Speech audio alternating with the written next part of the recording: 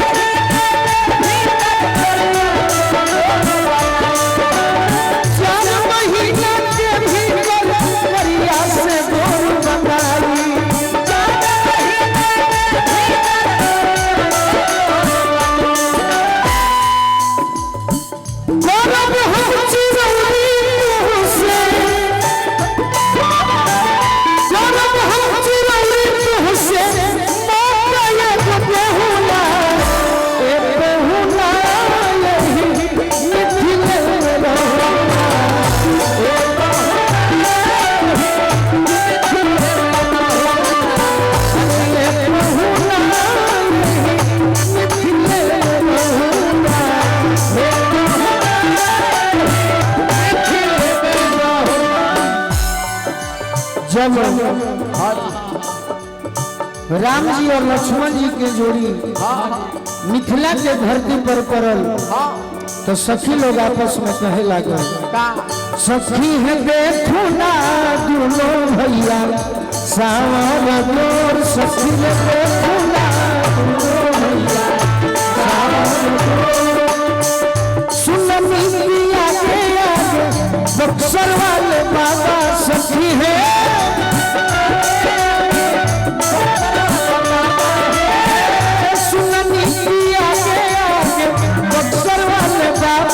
सखी है देखना पीछे पीछे सखी है देखना दोनों भैया सावर सखी है देखना दोनों भैया सावर अरे मंगला से पवती उनके मथिया में बिछोती सखी है